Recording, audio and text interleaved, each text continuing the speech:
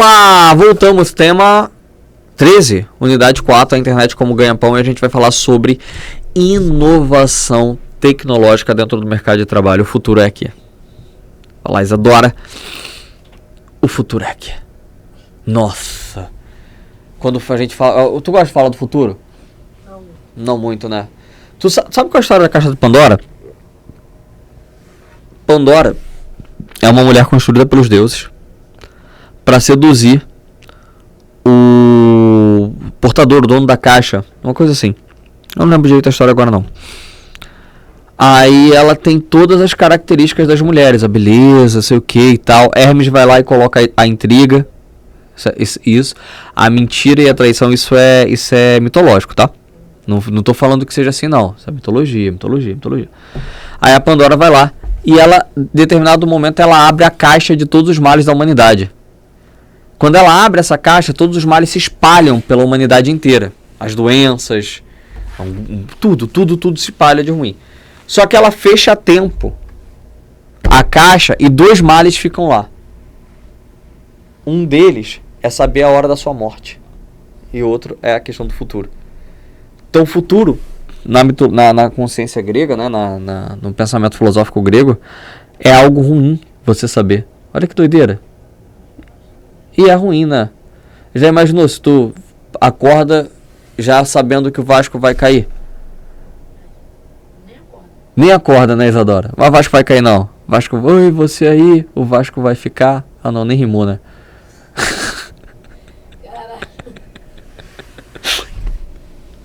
Vamos lá.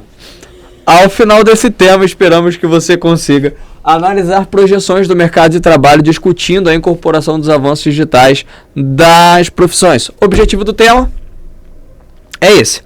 E a gente olha a foto. Caraca, olha só que maneiro. Ilustração inspirada nas discussões do painel Confiamos na Tecnologia, né? Apresentando o Fórum Econômico de 2018. A obra mostra uma mulher desempenhando a função avaliadora de ética da tecnologia, a qual, de acordo com os artistas, poderá existir no futuro. Olha esse ônibus escolar. Sabe aquele carinha que dirige o ônibus escolar? Sabe qual é? Não, o motorista do ônibus escolar, pô. Ah, pô, Isadora. O motorista do ônibus escolar, daqueles filmes americanos. Não tem mais. Olha aí como é que tá. O cara tá só tecnológico. Entra lá, passa, sabe, tipo VLT. Tu soube que quando lançaram o VLT, as pessoas entravam e você pagava se você, da sua consciência, entendeu? Aí a galera não pagava. Óbvio que a galera vai pagar. Agora tem um fiscalzinho lá pra olhar, porque a galera entrava, era no amor, enfim. Mas aí a ideia do ônibus escolar, certo? Então na imagem aí que mostra o ônibus escolar inteligente pode levar os alunos à escola, como você acha que ele funciona? E como seria possível avaliar sua eficiência e qualidade? Então, frente às mudanças no mercado de trabalho, pessoas formadas em cursos como letras, educação física, artes visuais e publicidade, propaganda, jornalismo, irão desempenhar suas funções. Então, pensa bem. Vamos lá. Primeiro, observe a imagem. A sua eficiência e qualidade, a gente sabe que a qualidade e a eficiência dos produtos com o desenvolvimento tecnológico, elas tendem a aumentar. Hoje o nosso celular, ele é milhões de vezes mais evoluído que o celular da década de 90, né? Só você ver o joguinho, até o jogo da cobrinha evoluiu agora, né? Tem o jogo da cobrinha é colorido, aí ela engole a maçã, aí a maçã fica na barriga dela. Então assim, é uma doideira toda agora. Enfim, evoluiu. Antigamente era preto e branco, com aquela telinha, a cobrinha ia lá, minha tia era viciada. E você usava as teclas 2, 4, 8 e 6 para poder movimentar, entendeu? Não tinha tela. Era 2 para cima, 4 para o lado, 8 para baixo e 6 para o outro lado. Era muito doido. Frente às mudanças no mercado de trabalho, pessoas formadas em cursos como letras, como é que elas vão desempenhar sua função? Bom, eu estou desempenhando uma função já de uma forma diferente, né? Eu me formei em letras, mas na minha faculdade de letras não me deram nenhuma aula de como gravar videoaulas, né? Não tive essa disciplina. Na verdade, não existe, né? Então, é uma questão muito, muito diferente você pensar como é que a profissão vai ser.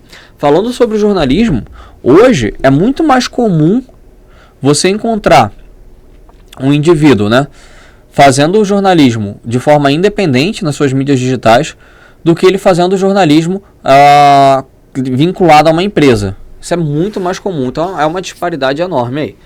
Que características são essenciais para profissionais do futuro? Então, eu acho que o profissional do futuro, pensando, né? O profissional do futuro, ele tem que estar extremamente engajado com a tecnologia. Não adianta. O profissional do futuro, ele precisa dominar a tecnologia. Ele precisa ser um agente, de fato, conhecedor dos atributos tecnológicos. Porque se ele não conhecer tecnologia, ele não vai conseguir baixar um arquivo, ele não vai conseguir enviar um arquivo, vai conseguir enviar um arquivo para o WhatsApp, que hoje a gente faz muito isso, né? As aulas, tudo você conversa, numa conversa do WhatsApp, você baixa os arquivos no seu celular, você manda e-mail pelo seu celular, e e-mail nem é o mais usual ainda, existem outras plataformas, existe o Discord, por exemplo. Aqui usam outro, não usam? Usam uma plataforma interna que eu esqueci o nome. Slack. Então, essas plataformas internas de diálogo, de troca, que são mais eficientes, são mais rápidas. Então, o e-mail, até o e-mail ele está ficando em desuso. Então, até o e-mail está deixando de ser utilizado. Então, assim, são questões muito, muito, muito diferentes hoje em dia. E aí a gente pensa, por exemplo, num desenho que a Isadora adorava, que é os Jetsons. Tu já viu, Isadora? Tu nunca viu os Jetsons, Isadora? Que isso? Cara, tá muito novinha mesmo. Brincadeira. Não. Ver. Ah. Eu cheguei até a ver, mas... Tu chegou a ver? O final dele. Ah, entendi. Porque os Jetsons são muito interessantes, cara. Foi criado na década de 60 e a série mostra um futuro distante. E o ano do futuro distante é 2062, que tá chegando. Tu tem ideia do que é isso? Tem ideia do que é isso? É distante, mas não é tanto. Então, embora tenha apenas 2 temporadas, foi exibida em diversos países, inclusive o Brasil, onde é lembrada até hoje como uma idealização do futuro. Recentemente, a empresa sueca lançou o Jetson One, um carro voador cujo nome é inspirado na série. Aí você vai clicar no link que você vai ver ali o dia do lançamento. Então, olha aí, gente.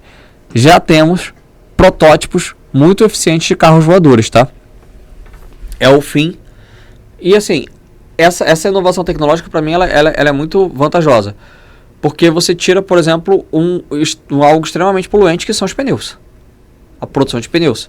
Então, pneu é algo extremamente poluente. Mas vamos lá. Nesse sentido, o futuro, ele gera incertezas. O futuro, ele é difícil de você prever, é difícil de você imaginar, né? Então aí, o Pedro Cortial focou sua apresentação no impacto da robotização e na inteligência artificial e como financiar a segurança social.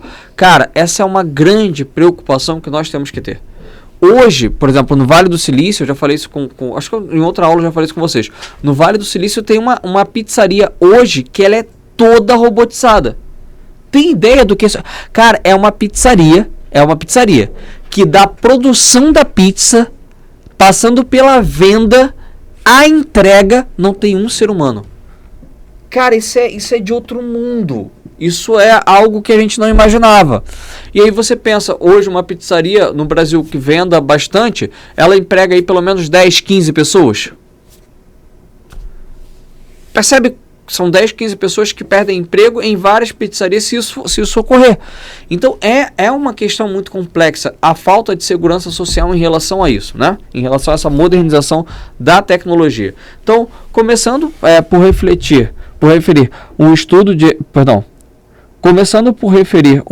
de referência dos economistas Carl Benedict Flay e Michael Osborne, da Universidade de Oxford, que nos indica qual a probabilidade dos nossos empregos e parte das tarefas serem realizadas por um robô, né? O referido estudo deixa uma dura notícia, apontando para que 47% do emprego nos Estados Unidos esteja em risco com o advento da robotização, ou seja, quase metade das profissões. Importante referir que, independentemente da profissão e do trabalho realizado, o que é relativamente consensual entre os investigadores é que são necessárias novas competências nas áreas digitais para dirimir o gap entre as pessoas. O espaço entre as pessoas. A gente estava falando da Baker na aula passada. Refere o seu orador, o que denomina a gíria como digital divide. Então, que transformações tecnológicas você espera viver até 2062? O que tu acha que vai acontecer? Carro voador acho que é certo, né, cara? Eu acho que tem protótipos bem eficientes até, de carros que carros que planam, né? É lógico que o primeiro carro que planar vai ser um Um preço absurdo, né? Mas é a mesma coisa do celular, né? O primeiro celular tinha um preço absurdo. Foi baixando. Hoje você consegue comprar com relativa facilidade celular. Se no futuro todos os veículos forem assim, o que ocorrerá com a categoria dos motoristas? Né? Observe a imagem do autônomo que não tem motorista, né? Será que ninguém mais exercerá essa função? Então, será que a função de motorista, você já tem um filme antigo, que é o Exterminador do Futuro, não. Ai, caramba, é um filme que o Arnold Schwarzenegger vai para Marte. Uma coisa assim. E é muito engraçado que os taxistas lá, eles são robôs. Então pensa comigo. Então taxista, motorista de Uber, os motoristas de aplicativo. Então é muito difícil você imaginar que o emprego deles ele continua da mesma forma, entende? Então é mais provável que esses empregos eles comecem a deixar de existir, tá? Será que ninguém mais exercerá essa função? Uma pergunta que fica, um questionamento que fica. O Jetsons, a personagem Rose, é um robô responsável por trabalhos domésticos. Ela cumpre funções que os robôs da atualidade não realizam, como brincar com as crianças, arrumar a casa e preparar refeições. Só que, se você olhar bem, essas tarefas, mas se pensarmos bem, em tarefas mais direcionadas, como chamar um motorista, encontramos serviços similares em nossa realidade, não é mesmo? Quando o aplicativo Uber passou a ser utilizado no Brasil em 2014, houve diversos protestos contra o serviço. As reclamações continuaram enquanto o aplicativo se expandia seus serviços em outras cidades do país, como você pode ver nas manchetes a seguir. Então, olha só. Vamos lá. Primeira coisa. Se você parar para analisar a Rose ela é uma empregada doméstica. É um posto de trabalho que hoje nós não temos um robô. Hoje você ou contrata uma diarista ou faz assim, as pessoas que têm mais condições de lidar com isso. Isso é uma realidade. A mudança ela vem independente de qualquer coisa. Então, por mais que você embarrere a mudança, ela acaba vindo. É o caso aí também do aplicativo de Uber, né? Primeiro fim de semana do Uber em Natal é marcado por protestos e brigas. Taxistas fizeram ato contra o serviço e obrigaram o turista a sair do carro. Secretaria de Mobilidade Urbana de Natal apreendeu veículos, né? Então, os taxistas na época brigaram muito com o pessoal do Uber em função... Tu lembra dessa época, né, Isadora? Que houve briga entre taxista e Uber? Pô, foi pesado. E aqui no Rio de Janeiro, uma autonomia, porque o táxi ele funciona com uma licença, uma autonomia, custava cerca de 100, 120 mil reais. Hoje, uma autonomia não custa 20 mil reais. Porque o Uber ele ganhou tanto espaço, o táxi perdeu tanto espaço, que você não tem mais, não existe mais. Porque não tem competição, as pessoas não param para falar, pô, vou pegar um táxi. Elas não pensam isso, elas vão pegar um Uber. Uber é mais barato. Ainda que ela pegue até por outra empresa, né? Pegue pelo 99 ou qualquer coisa assim, Cabify, ela ainda assim prefere Uber.